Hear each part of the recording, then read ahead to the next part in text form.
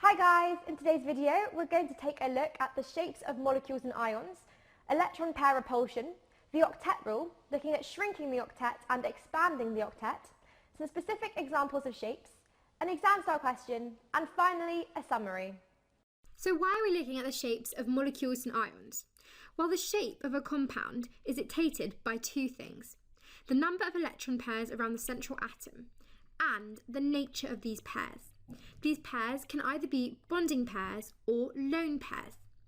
And these two factors will dictate the shape of our molecule or our ion. And we're going to have a look at the different shapes that we find in chemistry today. So first of all, let's have a look at electron pair repulsion. As I mentioned, there are two types of electron pairs. There are our bonding pairs and our lone pairs. Our bonding pairs are pairs of electrons that are involved in bonding, and these pairs repel each other equally. As for our lone pairs, these are pairs of electrons that are not involved in bonding. Now, lone pairs repel other pairs more than bonding pairs do, and that's because they're more electron dense. Each lone pair will reduce the bond angle that we find in our shape by about 2.5 degrees, and we'll have a look at how that affects our shape a little bit later in this video.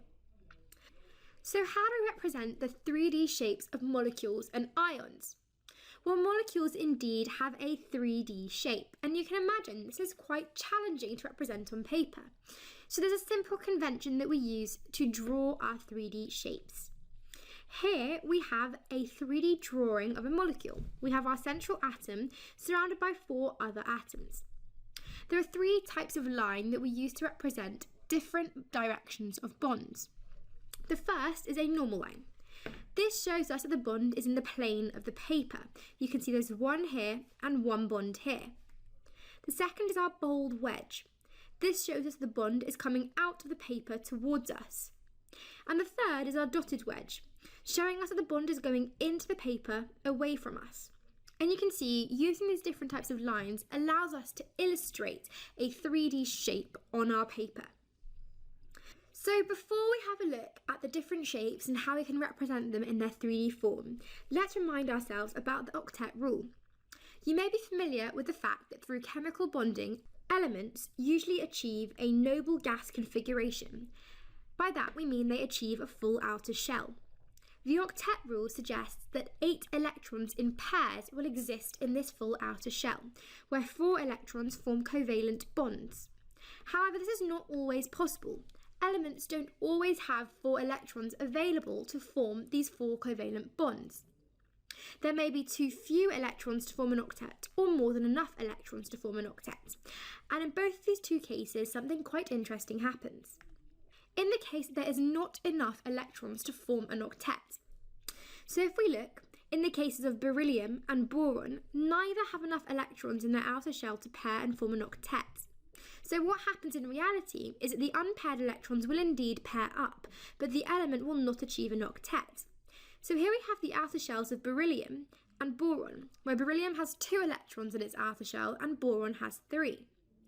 If we look at boron trifluoride, where boron has chemically bonded with 3 atoms of fluorine to form boron trifluoride. You can see that in boron's outer shell, it only has 6 electrons.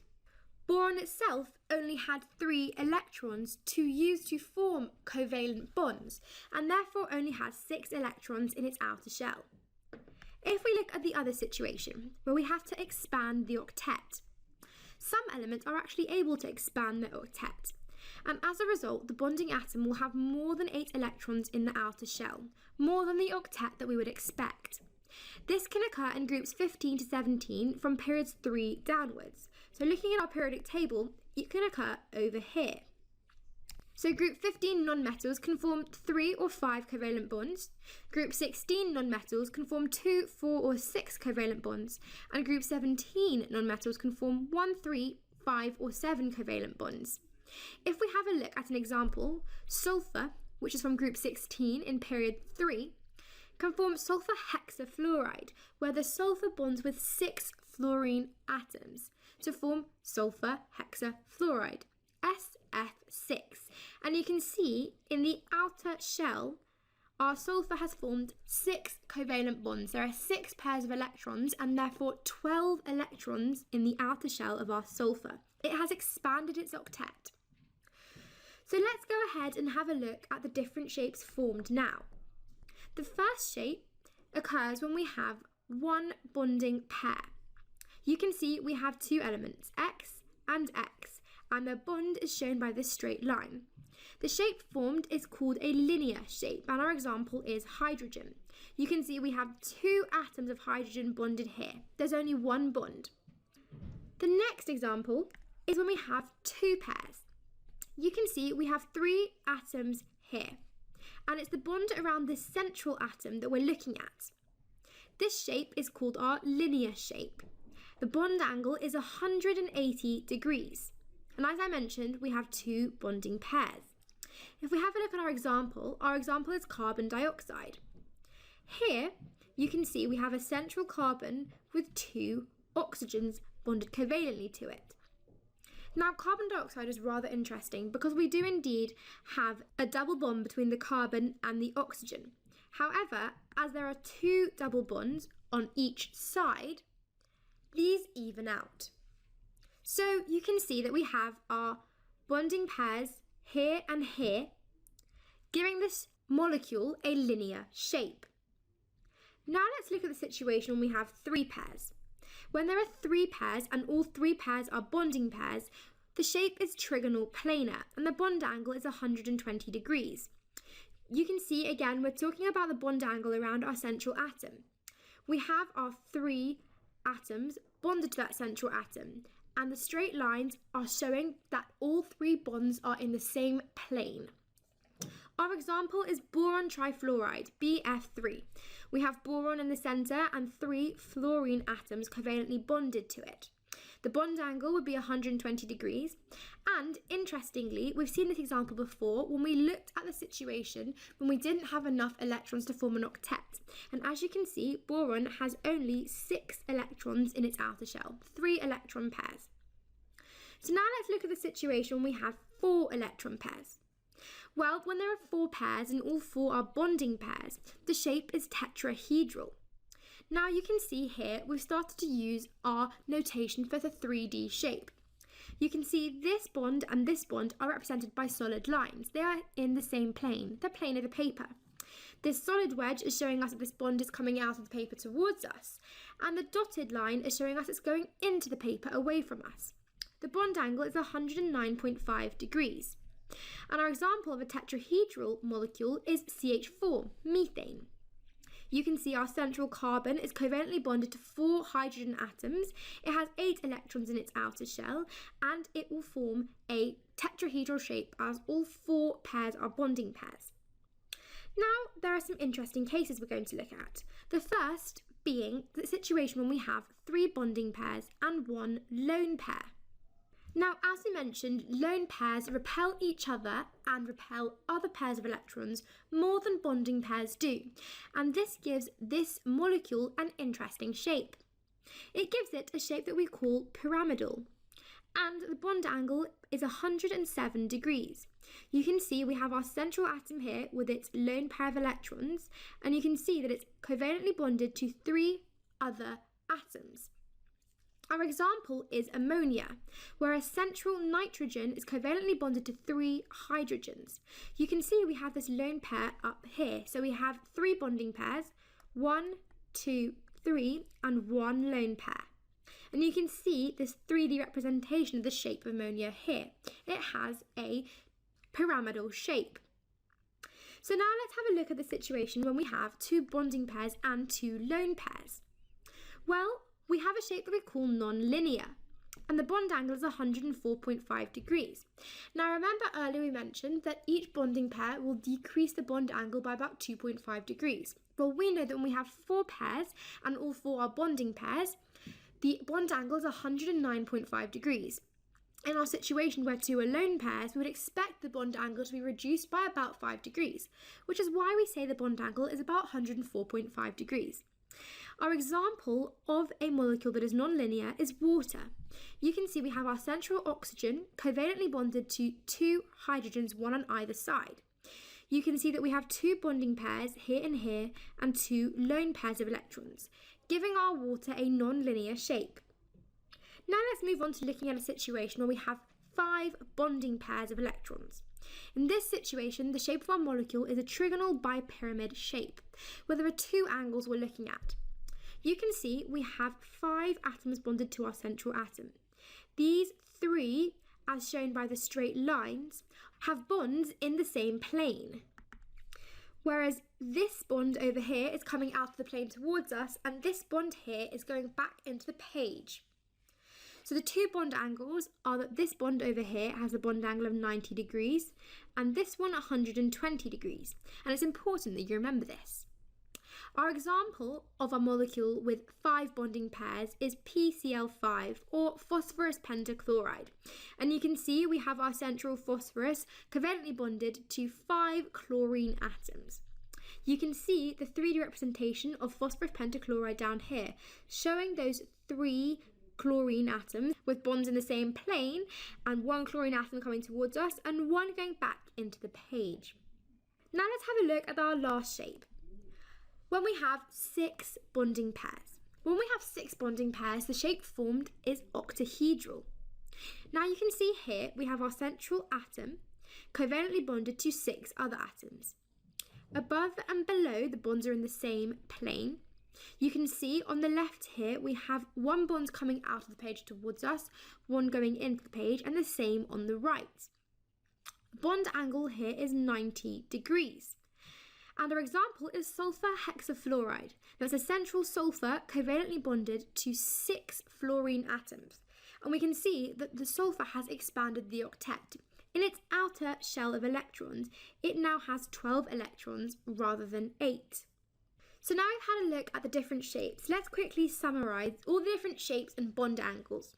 In this table, I've summarised to you the different shapes, names of shapes, and bond angles that we've looked at today.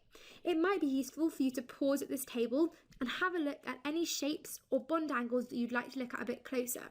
But it is important that you understand, know, and learn the shapes, their names, and the bond angles involved. This first question is a multiple choice question, and it's asking us what is the bond angle in H2O? Well, looking at our periodic table, we can see that hydrogen has 1 electron and oxygen has 8 electrons. And if we were to draw a dot-cross diagram of our water molecule, it would look something like this. We would see that there are 2 bonding pairs of electrons and 2 lone pairs of electrons. That means in total we have 4 pairs.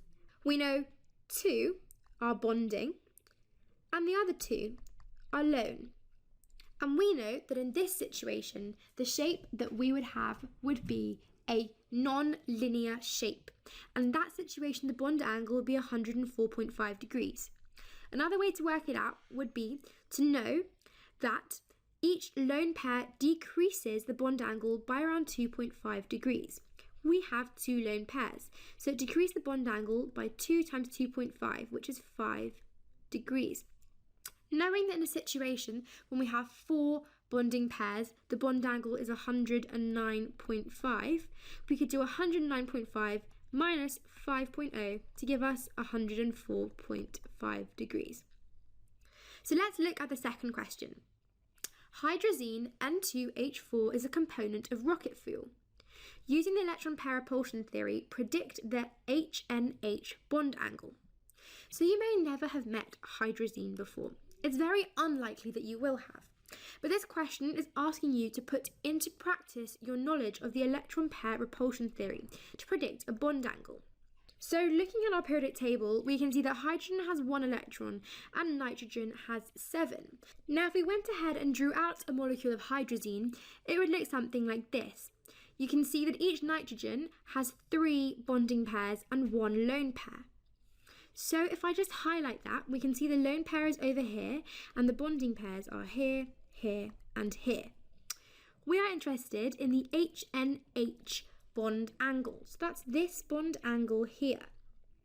So knowing that there are 4 pairs of electrons where 3 are bonding pairs and 1 is a lone pair, we know that the bond angle will be 107 degrees. So we can go ahead and write that in. 107 degrees. So let's then go ahead and have a look at the third question. Explain how the electron pair repulsion theory can help us to predict the size of the bond angle in PF3. This question is an explain question. We're asked to explain how the electron pair repulsion theory, which is the science that we're using here, can help us predict the size of the bond angle in PF3. Now, we can have a look at our periodic table, where we can see that phosphorus has 15 electrons and fluorine has 9. From this, we can tell that in its outer shell, phosphorus will have 5 electrons, whereas fluorine will have 7. So how do we answer this question? Our phosphorus we know has 5 electrons in the outer shell. Now with the 3 electrons from the bonded chlorine atoms, the outside shell will have 8 electrons. It will have a full octet. So how do we form this octet? Well, we had 5 electrons. 3 of those electrons underwent covalent bonding to form 3 electron pairs. On top of that, we have our lone pair. So that's 3 pairs plus 1, that's 8 electrons. And as a result, there are 3 bonding pairs and 1 non-bonding pair, our lone pair. According to the electron pair repulsion theory, we know that electron pairs repel each other as far as possible, and the lone pairs repel each other more than the bonding pairs. As a result, PF3 has a tetrahedral shape and a bond angle of 107 degrees. So this question is quite a long question. It holds 6 marks. Now, in order to obtain all 6 marks, your answer had to incorporate a number of components. You had to address 3 points in your answer. The first was to show an understanding that the phosphorus had 5 electrons in its outside shell. It covalently bonds with 3 chlorine atoms, and therefore we have 3 bonding pairs and 1 non-bonding pair. The second point was that you had to make a reference to the electron pair repulsion theory and show that you understood that electron pairs repel each other, and it's the lone pairs that repel each other more than the bonding pairs. The third point you had to address was the shape and bond angle of our PF3 molecule. The rest of the marks of the question were held in the layout and format of your answer, how coherently your answer was presented, and the logical progression from stages 1 to 2 to 3. So in these types of questions, you might find it easy to block out your question in bullet points on the side of your paper or on spare paper. That may help you to structure your answer and ensure that you have all your ideas down and you've included all the information you want to in your answer. So let's take a look at question 4. Boron and nitrogen can form fluorides, BF3 and NF3. That's boron trifluoride and nitrogen trifluoride. Name the shape of boron trifluoride and give the FBF bond angle. Well, you should be familiar with these compounds and their shapes. And we know that boron trifluoride looks something like this. It has a trigonal planar shape and a bond angle of 120 degrees. Getting us both the marks in part A. Knowing the names of your shapes, the bond angles and examples of these is incredibly important, as many questions will ask you these and they're easy areas to pick up marks. In part B, we're asked to draw the shape of nitrogen trifluoride and suggest the bond angle. We're then asked why the molecule has this shape and bond angle. So to start with the first part of the question, let's draw the shape of nitrogen trifluoride. Well, we know that nitrogen trifluoride has a trigonal pyramidal shape. It looks something like this, with 1 lone pair and 3 bonding pairs. The bond angle is going to be about 107 degrees, as we know is typical of trigonal pyramidal shapes. And now to explain why it has this shape and bond angle. According to the electron pair repulsion theory, we know that electron pairs repel each other, and that lone pairs repel each other more than bonding pairs. This shape minimises the repulsion as much as possible. So let's go ahead and summarise that now. So I've explained that lone pairs repel each other more than bonding pairs, and this shape minimises the repulsion. So where do our 4 marks come from? The first comes from giving the correct structure of nitrogen trifluoride, the second the correct bond angle, and the last 2 marks are held in our explanation. Firstly, for explaining that lone pairs repel more than bonding pairs, and the second for explaining that the shape that it takes minimises the repulsion overall. So let's move on to part C. We're asked to name and draw the shape of SF6, sulfur hexafluoride. You should be familiar with sulfur hexafluoride as it's an interesting molecule. You should know it takes an octahedral shape. that will look something like this. Remembering to use our wedges, dotted lines and straight lines to show that there are different planes. We receive 1 mark for the correct name of the shape and 1 for correctly showing the shape of silicon hexafluoride. Now for the final part of the question. Oxygen has the same number of outer shell electrons as sulfur. Why can OF6, oxygen hexafluoride, not form? Well, this is a 1 mark question and the answer we know is really quite straightforward. Unlike sulfur, oxygen can't expand its octet and it can't form OF6 like sulfur can form SF6. Again, a short and simple answer, getting us that 1 mark. Hey guys, I hope you're enjoying the video. If you're looking for an amazing A-level chemistry resource, join me today in my series of engaging bite-sized video tutorials. Just click the SnapRevise smiley face and together let's make A-level chemistry a walk in the park.